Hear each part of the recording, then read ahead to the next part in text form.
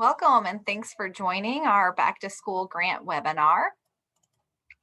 I'm Natalie Murdoch. I'm the Executive Director of the Foundation for Springfield Public Schools, and I'm glad to have you with us today as we share some tips and tricks to our Back to School Grant application. So I'm going to get started with giving you just a little bit of background detail about the Foundation for Springfield Public Schools. The FSPS is your public school foundation serving the district and supporting students and staff since 1990. We are independent but aligned with Springfield Public Schools, and just this year alone, we've awarded over $1 million in support to students and teachers. The foundation manages over 140 permanent and temporary funds totaling more than $6 million. These funds provide both immediate and long-term support for a variety of needs across the district. We also host a crowdfunding platform called Pick a Project, which provides SPS schools and programs an opportunity to raise funds for specific needs. So if you've never checked out Pick a Project, I would encourage you to do so. The foundation also provides nearly $200,000 each year in support to grant projects through the Back to School Grant Program, which is what you're all here to learn more about today. So starting with what exactly is Back to School, it is our signature grant program. So since our inception, we have always had grants, and over the years, it morphed into this amazing program called Back to School. And it provides opportunities to support learning across the district. We have hundreds of teachers make requests each year and provide opportunities throughout the district for student success. There are criteria and eligibility. Only SPS staff working directly with students are eligible to apply. We take requests in 7 different categories, which we'll learn more about here in just a bit. Criteria is based on need, impact, alignment with district goals, and sustainability. Grants should also be well written, creative, and well thought out. So think about that as you're going through the process, and always make sure that you double check and proofread your grants before you submit. We also remind you that all applications must be approved by your building principal or your department leader or supervisor.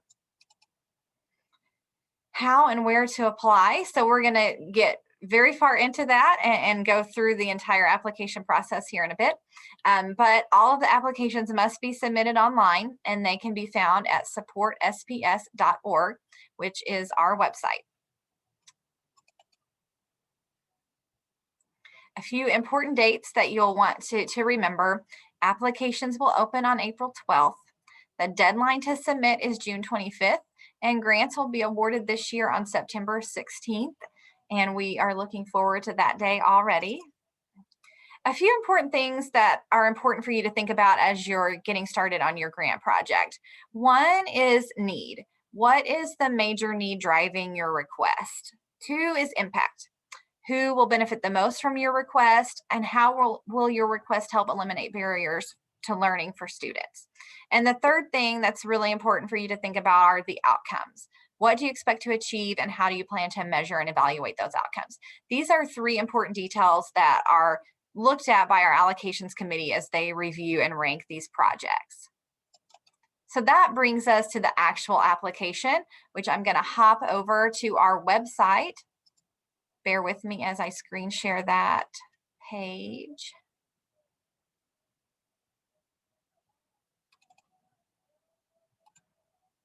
So our website is supportsps.org. And when you're on our homepage, you'll notice the Apply for Funds dropdown, and you'll select the Back to School Grant application page. And that will pull up this page that we're looking at right now.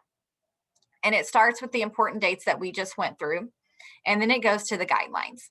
It's important for you to read the guidelines before you start to submit your application. So applications are completed online. Only certified district employees can submit applications.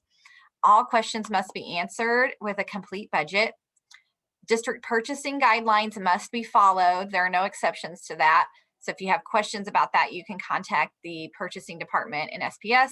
You can also visit with your principal and your school secretary. We have a few things that grants will not be accepted for. So no food items, no stipends, no salaries, no cost of substitute teachers, and no capital improvements. Once your application is complete, print a copy for your records before you submit it. And we also encourage you to save your application answers in a Word document as well. You will get a confirmation email sent out once you have applied. If you do not receive that email, you should follow up with the foundation office just to make sure that we have received your application. And that is why we encourage you to save it in a Word document as well. So if for some reason it gets lost in the shuffle of the internet world, then you still have that data that you can utilize and you don't have to totally restart your application. There is no dollar limitation on what you can ask for, so any amount is fine to ask for. If your grant is for an outdoor classroom or a garden project, it does need to be approved first through the SPS grounds department.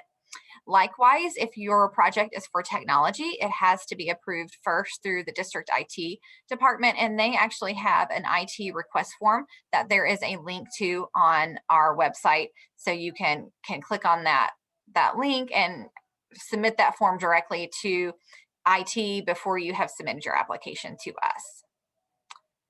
And now on to some new things that we've added this year. So we're really excited that we have several new categories open this year. So classroom projects is a category that we've had for a long time, but we have broken that down into several subcategories. So we have classroom projects general, and that is for any project that supports needs in a classroom or a school setting.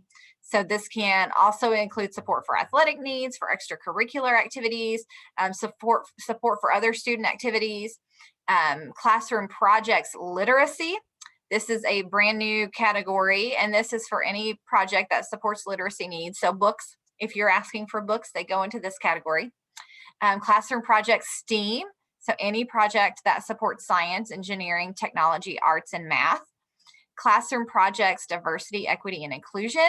Really excited for this brand new category. So any project that promotes and supports equity, diversity, and inclusion, that would go into this category. We are also implementing a mental health category aimed at providing support to students for mental health education, programming, and awareness. This is not just for counselors, it is also for classroom teachers. So any project that meets this criteria would fall into the mental health category. We have community and family engagement. So that is any project that promotes and supports family and community outreach to enhance the success of students. And finally, student experience, which is a very popular category, and that includes any field trip experiences aimed at increasing academic success of students. So several new categories to think about this year. And if at any point you're wondering which one mine falls into and you're just not sure, you can always reach out to our office and we'll help to guide you in the right direction.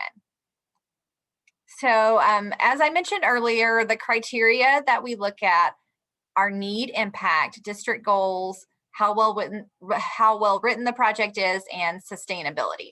So those are the 5 key areas that our allocations committee reviews when they are reviewing each of your applications.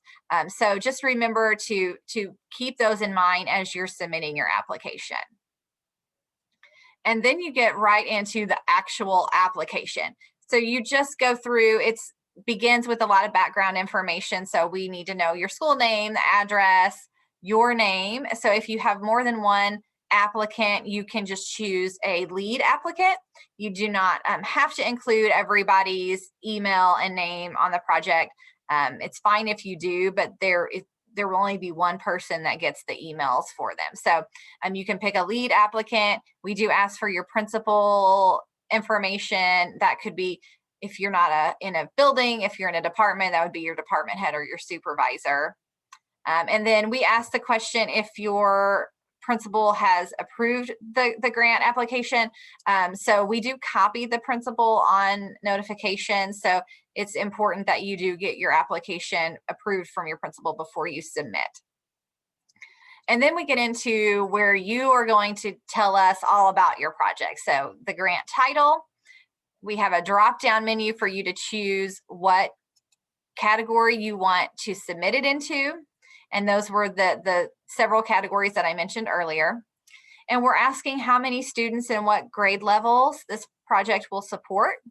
We're also asking, is this a program a continuation of a previous year? So if this is a project that you're currently doing and you're wanting to continue or you're wanting to expand, we really want to know how that's going and just some basic details about the project.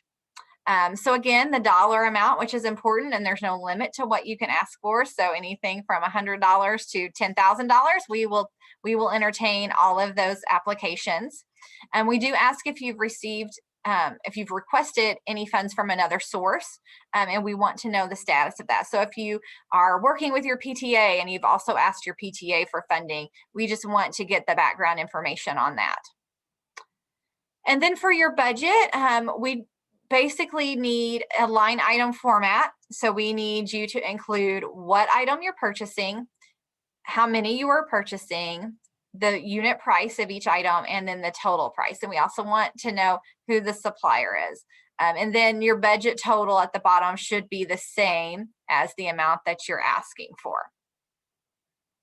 We have a box for budget notes. So if there's any miscellaneous information or extra information that you want to give us that couldn't quite be included in the budget, we encourage you to do so and explain anything that you need to in that budget notes area.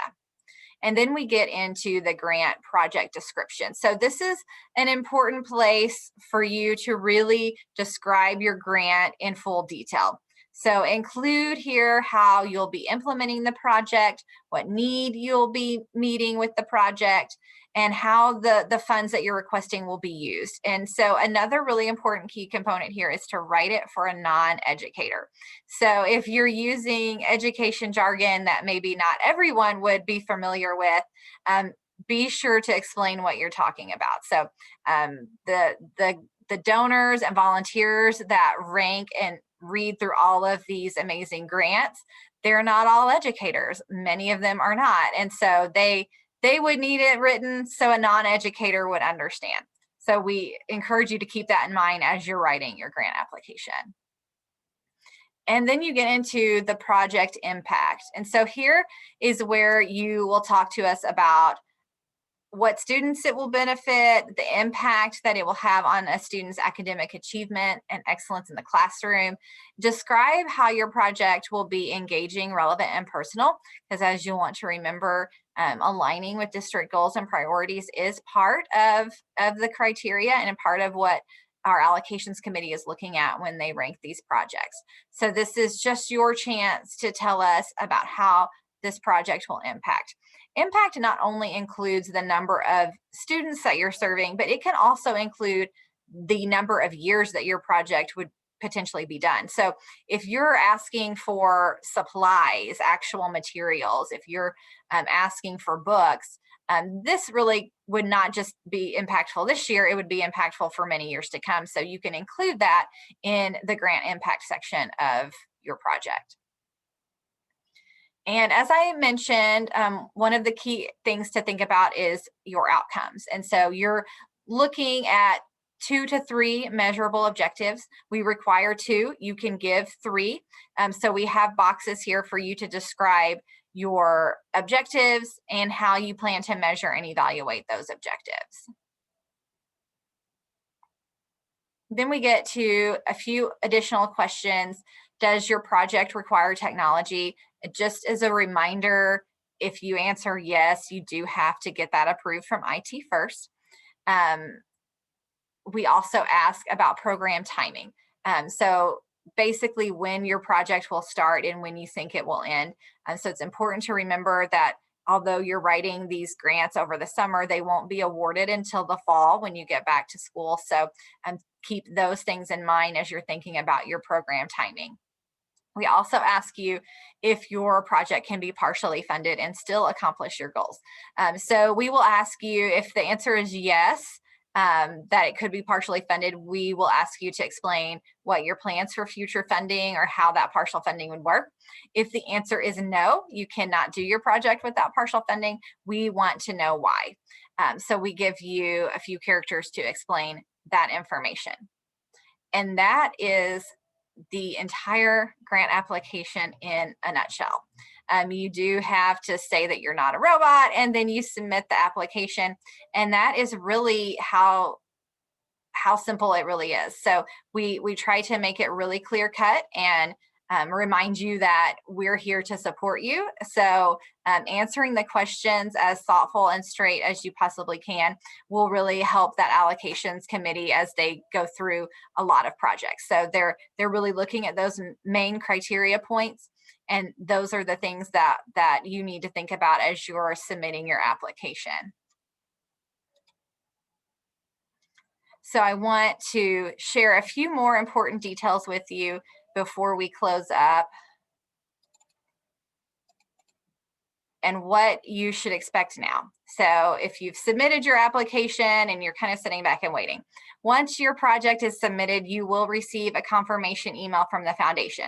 And I mentioned this once before, and I'll say it again. If you don't get a confirmation within a few hours, you need to reach out to us and make sure that we've received your application.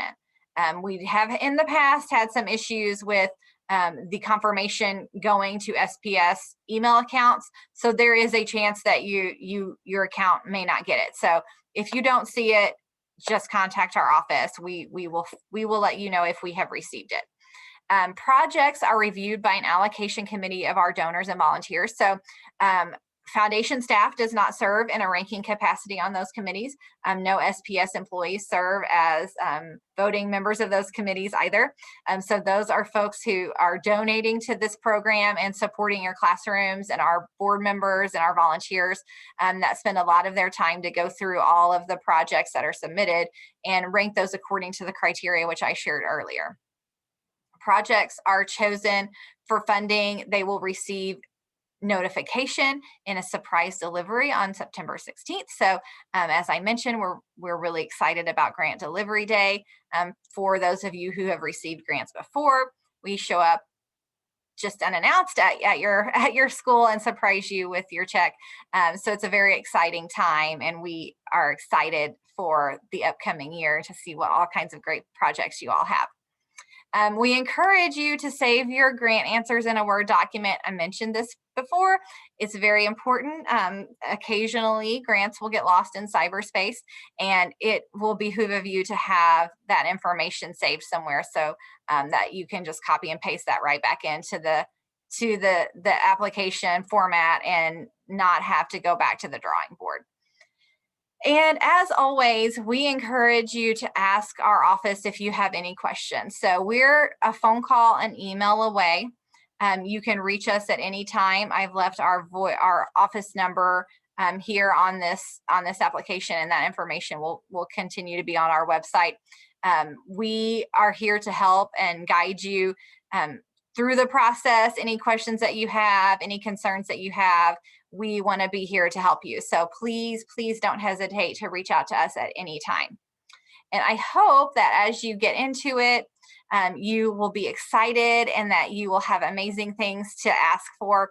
We are so grateful for all that you all do to support our students, and we would not be here without you. And we hope that you will utilize this opportunity to seek additional support, and we hope that we're able to provide that for you.